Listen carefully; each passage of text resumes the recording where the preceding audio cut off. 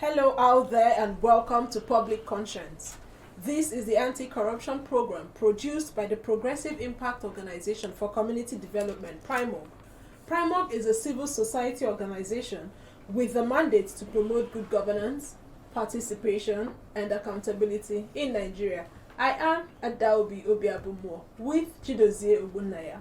Welcome to the program. On Public Conscience on Radio, we seek to evolve a corruption-free society through the amplification of corruption stories reported by our partner media organizations and drawing citizens and government's attention for democratic actions against it. We also promote integrity by focusing on rare cases of the display of honesty by public and private individuals in the course of their normal activities. The MacArthur Foundation supports the production of this program. Today we will be discussing the inability of the Treasury Single Account TSA to block leakages in government revenues 6 years after full-scale implementation. TSA is a financial policy used in several countries all over the world.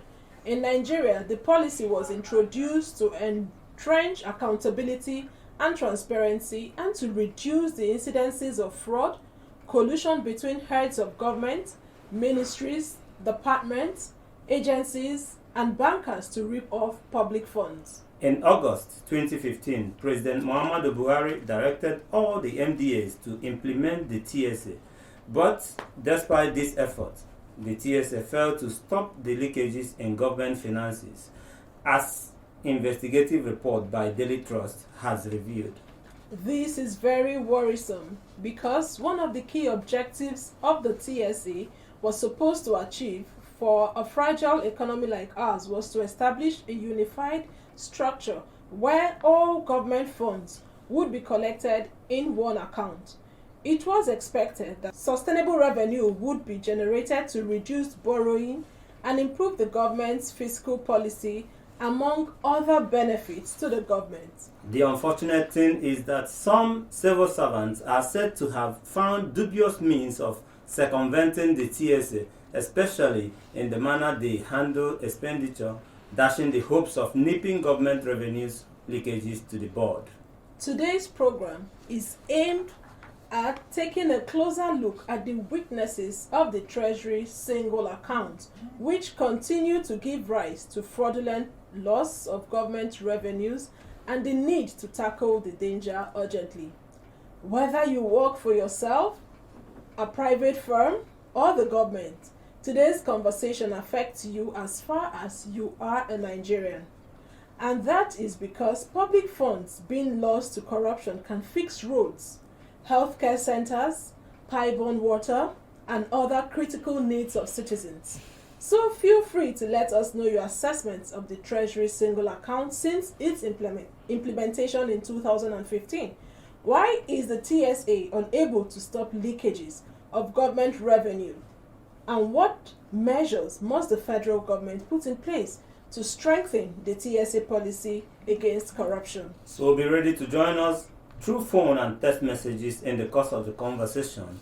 The WhatsApp phone line to send your message is 09022656167. Please begin to send your messages as soon as possible to 0902-265-6167.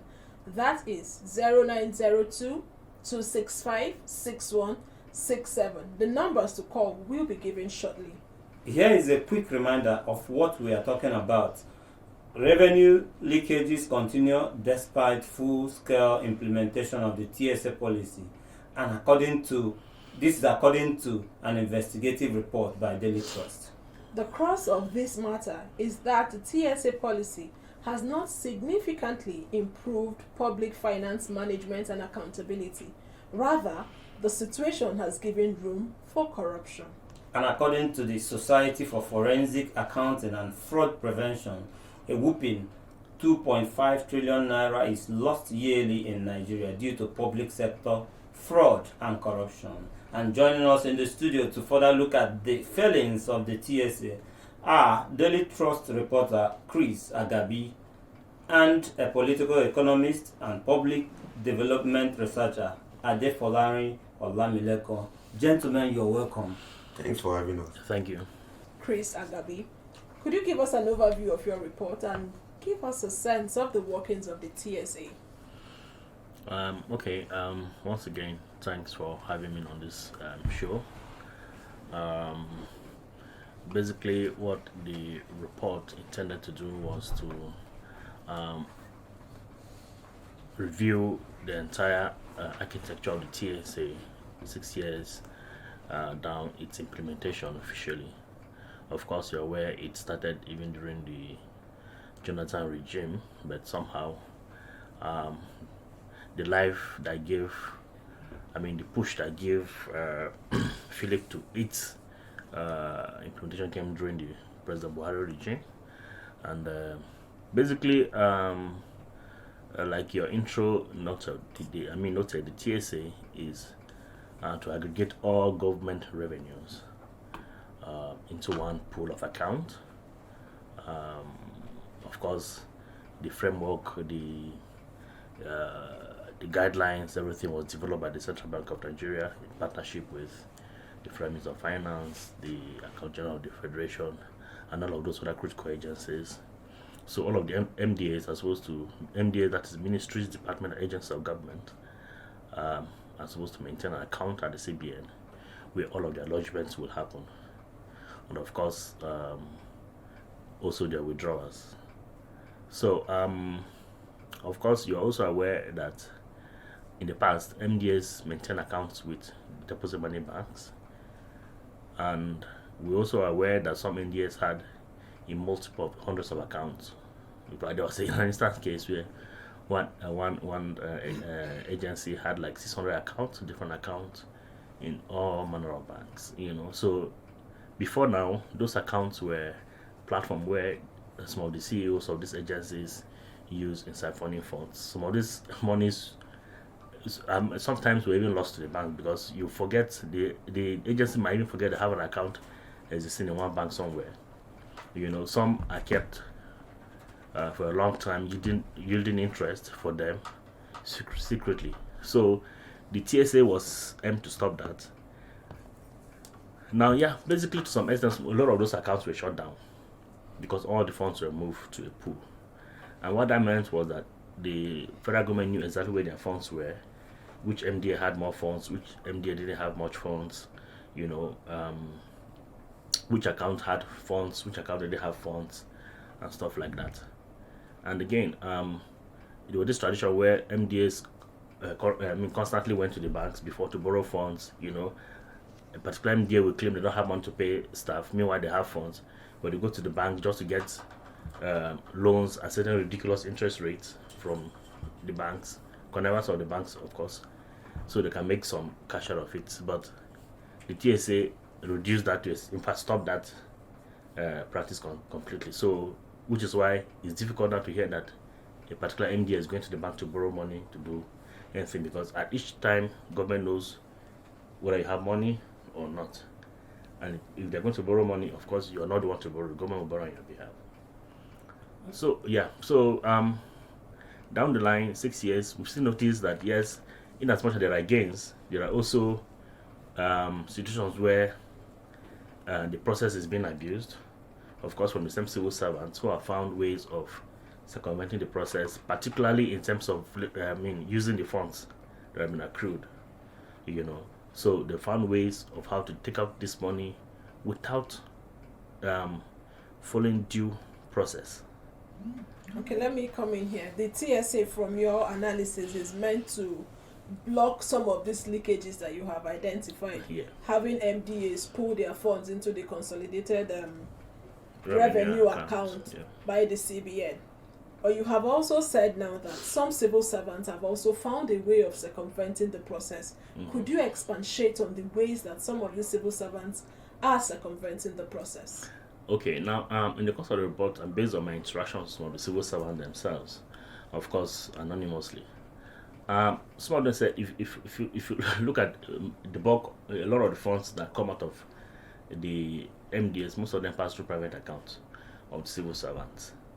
Now, one should ordinarily envisage that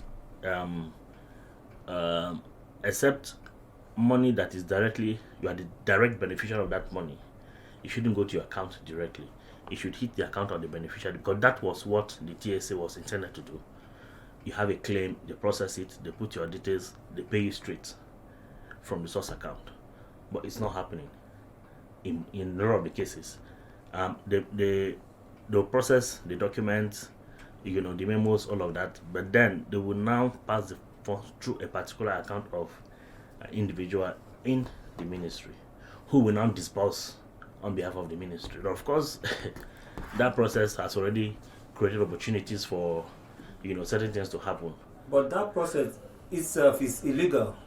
Well, for now, it is not illegal, even though it's not illegal, right? Because government has allowed it to happen.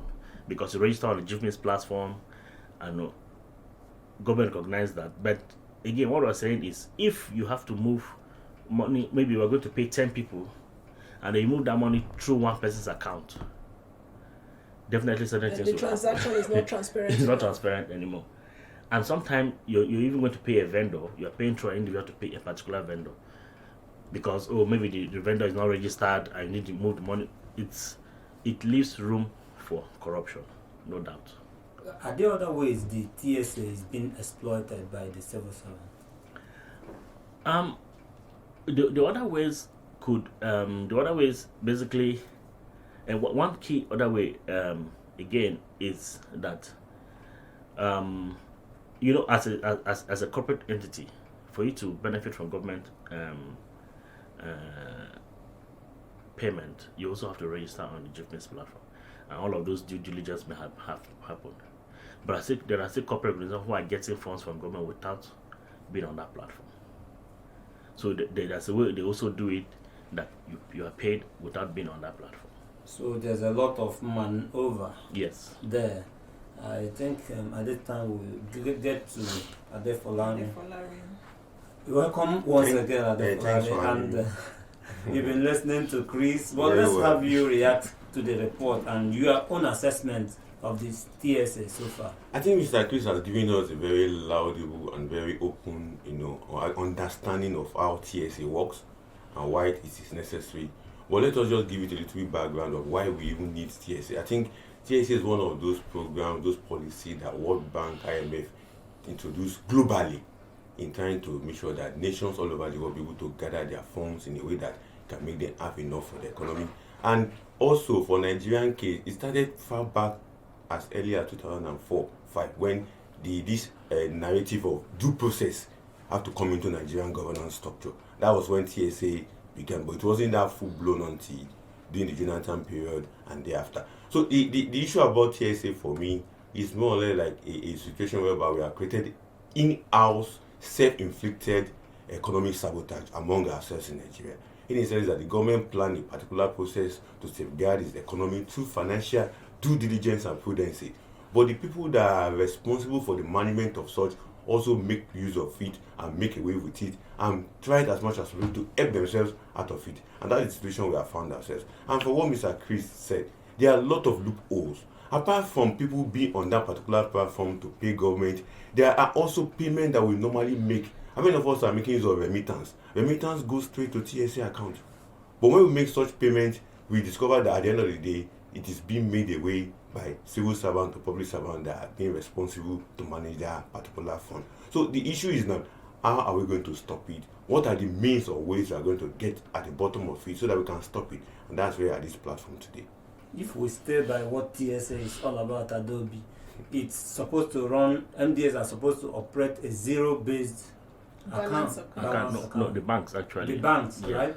So banks. Is either somebody is not following on through and through with the policy, because when you do something, when you establish something, you need to come back and look at it, because they say unexamined life is not worth living. But let's move on and also get a sense of what your interaction with people, with stakeholders, when you want to investigate. The Minister of Finance, Accountant General, and Auditor General of the Federation are all major stakeholders of the TSA committee. Did you get their position on the leakages before you published the report? Yes, I did. I specifically asked the Minister of Finance, who should know, because everything passes through her office. She's the main dramatic personnel as far as TSA is concerned. I specifically asked her what the leakages were, because at a public forum she also openly confessed that there are leakages in the TSA implementation, which is an open confession that corruption is happening with the process. So I specifically asked her what particular areas has she identified that there are leakages. He said, which is why they set up a committee to investigate all of those, that she cannot speak to it until the findings of the committee is made public. When was the committee set up? Now, the committee was set up, it was set up in December last year. We are in April, we've not heard anything about that committee. Now, the same thing with the Accountant General of the Federation, Ahmed Idris. I spoke to him about it. He said the same thing, that the committee will give every detail of whatever it is that is happening with the TSA, whatever infringes, whatever hiccups, whatever challenges that TSA is facing, the committee will unravel. But one should suppose that 4 months down the line is sufficient enough time for the committee should have come up publicly to tell us exactly what they found. So maybe we'll probably be following up on that, but then we expect that the government should be more responsible in coming out to tell the people what they found with this and what they are doing to stop all of those things they've uncovered. There's always a feeling about committees when it formed in Nigeria. But it's also good that the government is looking at areas where they can block these leakages. But let's get to Ade Folarin again. Like we said, this is just a policy by the government. Do you think that legislation can or may strengthen the TSA against corruption? That would be very perfect if we can have it on the table, and civil society like a Paramount and the rest are pushing such front, just like we are pushing the electoral law and the rest of the things that have to do with democracy. So because we have discovered that in the past few years, majorly we focus more on election-nearing issues than issues that affect us directly in terms of, like this issue of TSA. So for me, if the Legislative Act can work on this, if we can put our minds together and submit papers, submit memorandum on how to strengthen TSA, because TSA is very good. There are several research that have been carried out on how TSA have changed the economic narrative of countries that have been able to put this into place. Look at Bangladesh, even Kenya here have done it, even Ghana, they have all done this kind of policy to strengthen their, what comes through their government cover, in protecting what comes through their government cover, and able to have enough for the economy. I can give you a good clip of how TSA worked briefly in Nigeria. You remember the first recession that we entered. What saved us from investigation was what the government were able to realize between late 2015 and early 2017 in terms of what they realized and what they were able to bring together. And from what Mr. Chris have said, the loopholes started immediately, from my own investigation and from my own understanding, from 2018. The moment we entered 2019 election period, that was the beginning of the breakdown of TSA being a feasible policy that would help the economy or help the Nigerian state. So as I have asked, can the law be used to strengthen it, to make it more effective, to make it more useful, and to make it not just a policy of today, but a continuous legacy policy that cannot be reversed by anybody or reversed by any group, but a law that will continue to be a standing ovation for Nigerians and for generations to come. So for me, if we can push it to the legislative angle, not just at the federal level, because if we start saying let us go to National Assembly, it may end there. What about at the state level? The states. We can also take it to that level, whereby we can now strengthen it through legislative arms, legislative drafting, so that they can be passed into law and become a standing law for all Nigerians, civil servants, public service, private sector can obey and begin to pay allegiance to this kind of law, so that we can have enough money for the economy. And that is the best way to go. In other words, because what we have not yet been able to understand is that it's not just the civil servants that are committing this fraud against this country. As far as I'm concerned, for every civil servant that want to receive bribe or that want to thwart the TSA policy, there's also a private sector individual that's ready to compromise, that also to join him in that case. So as Mr. Chris is putting his searchlight through his report on public servants, let us also look extensively at those private individuals that are also cooperating, because as you have been said, it is private individual account that some of this money are being paid into. It is even this private individual that also make this money payment to those civil servants. So we can also strengthen and enlarge and broaden our understanding and broaden our investigation in this regard. You have said that this TSA policy has worked in other countries. Very well. You identified Bangladesh, and then Kenya is an Exactly. African country. Exactly. How come it is not working as it should in Nigeria? I think one thing we normally missed out when we are drafting policy in Nigeria, what is the policy ratio in terms of the culture of that people to that policy? That is localizing the policy. Exactly. You know, there is one particular course in public admin, comparative public administration. How do we compare our policy in terms of the culture of our people with the policy we are drafting? You made mention of the stakeholders that drafted that policy, CBN, Ministry of Finance, Accountant General Office, some civil society must participate, market women, I don't know whether they participate, journalists, I don't know whether they participate, street workers, I don't know whether they participate, hawkers, people that are going to make use of that. How many of us participated? So the cultural aspect of how we develop our policy is very important. So we must look at the culture of Nigerians in terms of a particular policy that we are drafting. Now, the civil servants that are mostly culprit in this kind of things, how many of them understand the essence of TSA?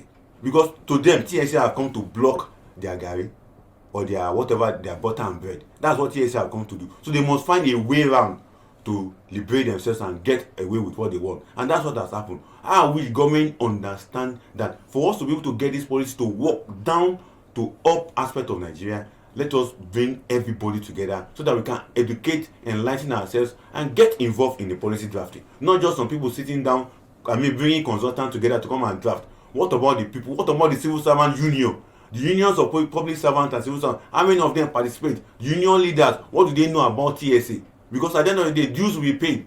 So you think that having a comprehensive stakeholders meeting would have stopped the leakages that we are seeing? It will go a long way, not just to stop it, but to inculcate and instill in everybody that this is a patriotic policy for everybody to put their hands on and make it work. I mean, he talked on different angles. The corruption, fighting back, when you are trying to stop corruption. But I must bring this to your notice, because in 2021, the Senate said that MDAs did not remit 3 trillion naira to Consolidated Revenue Fund in 6 years, which dates back more than that to 2018 you are talking about. Exactly. So this thing is in the system, and it takes two to tango, as we talk. The civil servants are there and they have their collaborators. Exactly. But the truth is that it's time for us to look at the demon and fight it. Exactly. But while we're looking at the demon, according to Dozier, we need to get to the person listening at the other end of the dial to join the conversation, because the issue we're discussing today affects you and I, just as you have identified. For a public servant to be corrupt or have the tendency to be corrupt, there must be a private individual at the other end who is also suggesting or willing to benefit or collaborate with the public servant. And I must quickly remind you to follow us on our social media platforms at Official Prime. We are streaming live on Facebook at Official Prime. And remember that the program is interactive. The WhatsApp phone line to send your message to is 0902 265 6167.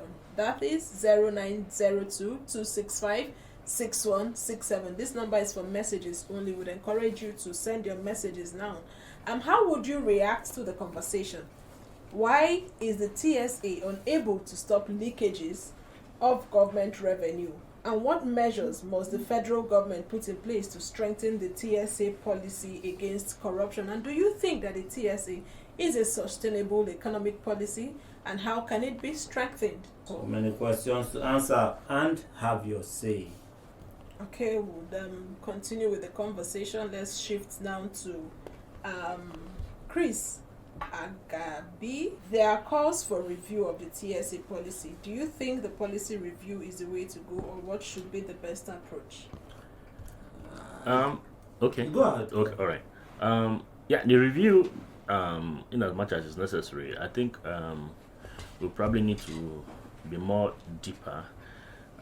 For instance, I also think the monitoring and evaluation of the TSA policy it's quite weak, because we should have been talking about these things. We are talking about if immediately from 2015 when we began the implementation, we are reviewing the implementation. I mean, from time to time, maybe quarterly or at least every 6 months, to comprehensive look at the implementation, some of the loopholes that exist and how to block those. We shouldn't be talking about setting up committees 5 years down the line or 6 years down the line to begin to review what we should have done a very long time ago. Yes. And again, I think the law enforcement agencies, I don't, it's a bit weak. Okay. Hello. Your name and where you're calling us from? Okay, my name is John. I'm calling all the way from Catandidio. Let's hear you, John. Okay, I want to really talk about corruption and the issue of this TSA. One, I think the government of Muhammadu Buhari was too fast in introducing the TSA without adequately having plans of audit of the TSA in the first place.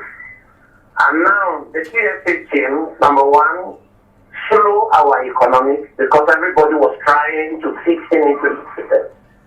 And now, just like we say, corruption is something that always fights back.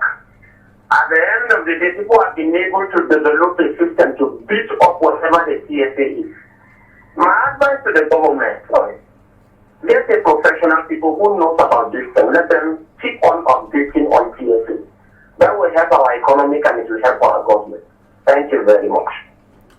Thank you so much for your contribution. So, Getting professionals to review and then come up with better ways of implementing the TSA. enough professionals in the committee already. Please finish Yes. your thoughts. Yes. Like I was trying to say, every year there are audit reports from the Office of the Auditor General of the Federation, and of course, with the ritual that follows it, they submit it to the Public Accounts Committee at National Assembly, and most time it ends there. Sometimes a few times they escalate it to the presidency, which is the process, and that is it. If the president doesn't act on it, that's the end of that audit report. Now we have series of audit reports. What has come out of those? In the lifetime of this TSA implementation, we had audit reports that have uncovered several trillions of infractions, billions, trillions that have been lost while TSA was being implemented. Who acted on those reports? The president didn't act on the report. The National Assembly didn't escalate it. If the president has refused to act, we expect the National Assembly should escalate it and call out the president. Why are you not acting on this corruption that have been identified? Nothing. In fact, sometimes we've had situations where some MDAs will even raise issues with the general. Why are you making public some of these things? These are supposed to be internal stuff that we can resolve. So I mean, it's that sad. So the National Assembly is not doing enough. The presidency is not doing enough. And except the corruptions that petition the law enforcement or even the anti-corruption agencies may likely not even do anything. So that's a sad commentary of the entire TSA process. So at the end of the day, the infractions may just go unpunished. So you think that nothing can be done to some of these MDAs from your analysis? Since the Public Accounts Committee of the National Assembly is not doing enough, the President is not doing enough, unfortunately, and the anti-graft agencies are not doing enough. Yes, unfortunately, the Auditor General does not have the power to prosecute these infractions, which is why they're trying to push for amendment of their law. Of the audit law. To audit law, to give them the power to also prosecute if they find some of this corruption. I think we've institutionalized wrongdoings by not taking action. So if there's no consequence for action, it's just gives room for more infractions and impunity. Let's get to the following. Do you think there is a system gang up by the MDS to undermine government policies continually? And where are we missing it as a country? Where did we press this self-destruct button? I think your question is very sensitive in a sense. I failed to mention earlier when I was saying that civil servant, private sector individual are culprit. The political class are also part of this incompetence, in a sense that Mr. Chris made mention, how come after raising inquiry about a failure to remit to do this and there's no power to prosecute? It is because the political class are in charge. He mentioned the presidencies, mentioned the officers, they are in charge, so they will not be able to do anything. As you mentioned, a gang up. The gang up doesn't end up within the public servant and the private sector, including the political class who control the political power, the political economy of Nigeria. They determine. We can raise all manner of memos on how corruption has been spread, but know that the people that will teach the politician how to steal from the government coffers are the civil servants. The people that will help the politician to cover their money is the private sector, and the politician will use that same money to corrupt every individual and buy their way into the system, including the media, including some civil society organizations, including some well-opinionated individuals, so that they can all keep quiet. How come EFC doesn't have to go into such activities when they discover these are the things that happen? I think in one of my articles recently, I raised an issue that I said, for every issue that has to do with corruption, the EFCC must have a power to go into it. They must not wait until somebody writes a petition. We are talking about trillions upon trillions of Nigeria that are getting stolen, and EFCC will just sit down waiting for petition. What is the essence of the law that created them in 2003, 2004? It doesn't stop them from looking at ordinary media advocates. This thing is happening in so agency. They should take it upon themselves, and that is how we can stop the gang up that you are asking your question. Because if we don't do that, we'll be able to stop it. But the gang up is between encompassing political class, the civil servant, and the private individual that all in it. A caller said we should call professionals. Some of these professionals are even more corrupt, and even the one giving the civil servant the loopholes on all these systems. So who will bear the cat? I've said it until we take it upon ourselves and say this is our national patriotic work to be done to salvage the Nigerian economy. Because as far as I'm concerned, without the TSA, with the loopholes in the TSA, the economy is bleeding. Government is complaining every day there is no money to fund the operational head of the government. Where is all the money going to? At least made mention, because it is a report that we are looking at. We are trying to dissect some of the analysis from this report. Trillions of naira are gotten stolen by who? Selfish individual, greedy group of people. As you said, gang up. The gang up want to maintain themselves in power. The gang up want to maintain themselves in the civil service structure. The gang want to maintain themselves as the leading private sector organization. So the only way they can continue to lead is to put their hands into their commonwealth and take from it. And that is why the TSA is looking like a flippy flop document that cannot bite. You have identified a whole lot of stakeholders here, but I would like us to personalize it, not looking at me as an individual now. What can I do? Because you have identified individuals being part of the gang up, like my colleague here mentioned. What can I do as an individual to ensure that this TSA works if I'm doing business with government? You insist that the due process must be carried out. How do we pay into the TSA? As he rightly pointed out, you register, maybe you are a contractor with the federal government, you're going to do some contracting bidding, you're going to pay for the contract bill and the rest of them. You pay money. And TSA is all about paying money to the government. Like I rightly mentioned the other time, there is a remittance system that accepts TSA. How many of us are insisting when we go to the bank to pay our remittance that we insist that we want our numbers to be given to us? That is an individual. I remember when I was doing a postgraduate program in University of Abuja, I was told each of these MGAs, including institutions, have a number attached to each of them. How many of us insist that this number must be the right one to be given to us, not an individual personal account? That is where to start from. And when we finish paying at the bank, we must also insist on the right, receipt, which the bank is going to print for us. And it should be stamped. Each of these MDA has a particular number of their remittance and remittance attached code given to them. As an individual, we must insist that we need that. Then too, when we pay to the bank, we must also ask the bank to stamp it for us, because sometimes it could be a fraudulent one. Because I've had a case whereby there was a particular point in time that University of Abuja was having that same problem of remittance being not going to the right way. They have to quickly bring out the models whereby they can get it done rightly. That is from the individual angle. Each of the MDAs has a particular code number given to them that you need to pay into. We must insist. And when we go to the bank, there's always this delay tactics at the bank. They'll say the network is having issue. They cannot generate remittance particular code number for you to pay. We must insist and be patient, because sometimes the network can be funny, just like we're having issue with the phone network. So we must insist, because because of that non-insistence and not being patient, individual can be pulled away by maybe the agency personnel. I remember when we were trying to pay money for NSITF, delayed. It took about how many days before we were able to get our code and be able to make that payment. But if we are not careful enough, we will be swayed by that agency personnel and say, don't worry, there's a way we can do it for you.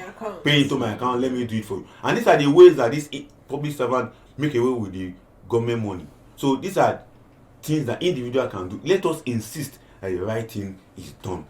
So as citizens, a lot can be done by you as a citizen. Very well. We're talking about citizen integrity here. Very well. Let me quickly add this. One thing we should know is that for every of these system network, there's always a frustration angle at the other side. Meanwhile, they knew that there will be a network issue. They know there's going to be a frustration somewhere. So if you are not patient enough, if you are not that kind of person that want to endure that this thing must be done rightly, or you want to get it sharp, please, it is not about sharp. If we really want TSA to work, it is about patience and being patriotic. About patience and being patriotic, because you quickly pay bribe, and at that point, or circumvent the process to move on with your life. But at that point, what we do is to embolden corruption and wrong procedure in the government places. But let's run off straight to Chris to share with us some of the major challenges you faced during the investigation, and what will be your advice going forward to the government especially. Okay, thank you very much. One of the major challenges, of course, usually the challenge with journalists trying to investigate is access to information. Most public officers don't want to give the right information at the right time. Sometimes they deliberately deny you information that should be in the public space. For instance, in the course of this report, one of the things I asked, particularly the Accountant General, is how much has passed through the TSA account. Let's have an idea. How much has this account processed? As at the time I was doing that report, or at least at the time you have the data.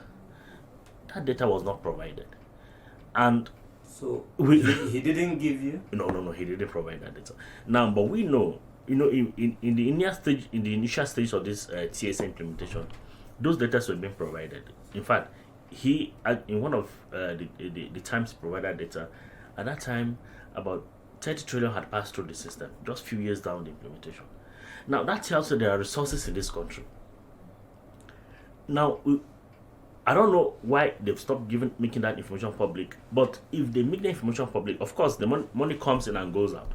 But we know that 100 trillion has passed or 50 trillion has passed through the TSA account. Those monies are government monies.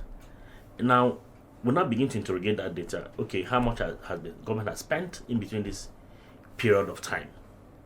Okay, now we begin to have an idea. Okay, these borrowings, we are beginning to borrow.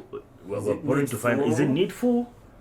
Following the quantum of resources that is passing through the TSA account, the revenues, and of course, we know that it's not all of government revenue that even passes through the TSA account. Yes, there are exceptions. Yes, right? Yes, there are exceptions. There are certain taxes, there are certain joint venture accounts that don't process through the TSA. And those are also huge. But if the ordinary other revenues that are scraped to government that still pass through the account, we could have this large volume of funds, why are we still borrowing? So maybe there are certain information they want to hold back so that we'll not really know the finances of the country, and then certain things will begin to happen in secrecy. So government should be more transparent. Government should be more open in the accountability process. That information, in fact, it's something you just go to his laptop. Okay, as at 12 o'clock, 4th or 5th April, we've had 50 trillion from inception. That's what has passed through. Shouldn't there be a government portal dedicated to furnish us with this information? You just go to that. In fact, it should also be at the Accountant General website, where you just go there and check. and you move on. So these are some of the things. Government should be more transparent in their dealings in terms of public financing, so that the country will trust them more, and then the buy-in that Mr. Ade was talking about will naturally follow. Now, I can't buy in when I'm not sure of what you are doing. So if I must have your buy-in, if I must operate within the system you provided for the good of the country, then you should be transparent about it. But we will still continue to advocate for good governance in Nigeria. We will still continue to advocate that the processes are transparent and then there is accountability. But because of our time, as we wrap up, let's take this last one from Ade Folarin. What would be your plea to the current government on ensuring corruption is tackled adequately? I think a quick one on that would be that Mr. Chris has already laid a foundation for this answer for me by saying buying in, which I mentioned earlier, by saying trust. There's a gap of trust between the government and the people. And the only way for the people to really follow the path and be more patriotic is for the government to be transparent enough. We are talking about trillions upon trillions of naira, even in dollars, that are eating from the people. We keep borrowing money and we keep saying we don't have money to fund projects, we keep saying we don't have money to prioritize our developmental agenda. But there are monies that are being kept away from the people. When he was talking about that maybe Accountant General doesn't want to disclose, I will still mention it again. The political class are holding this country to the jugular.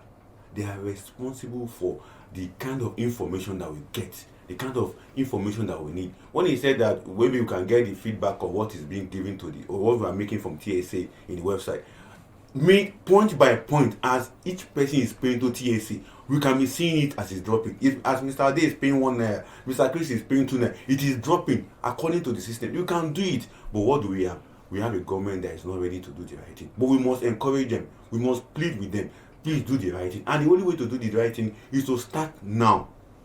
Not after 2023, because majority of them, their mind is election. No, start today, from this minute, from this second. So that Nigeria can accept you and that trust can be built. And we cannot trust the policy and the process of our economy and the rest of our development agenda. Thank you so much. For the person listening to me, you can still drop your messages on 0902 265 6167. That is 0902 265 6167. We would like to harvest your feedback and your thought on the program, but we really must go, Dozier. Yes, it's been a robust one here, and Mr. Ade Folarin finished up with trust. And if you go by the slogan of Daily Trust, they say trust is a burden. But we have to go at this point. Please visit the news page of our website, primorgnews.org, and that is primorgnews.org for all the details of our report and interviews. Visit our website, www.primorg.org, to get all the information about Primorg. Okay, you can watch our videos on Primorg TV, our YouTube channel. Please subscribe to get reminders when we have a new post. We sincerely appreciate our guest, the investigative journalist with Daily Trust newspaper, Chris Agabi. Thank you so much for being here. Thank you for having me. And Ade Folarin Olamilekon, political columnist and development researcher. Thank you all. Thank you so much, Primorg. And for all those who called in and we couldn't take your calls, we sincerely appreciate you. Public Conscience has the support of the John D. and Catherine T. MacArthur Foundation, committed to building a more just, verdant, and peaceful world. Get more information about the foundation on its website, macfound.org. Join us again here next week for another episode of Public Conscience. And remember to follow us on Facebook, Twitter, and Instagram at Official Primorg.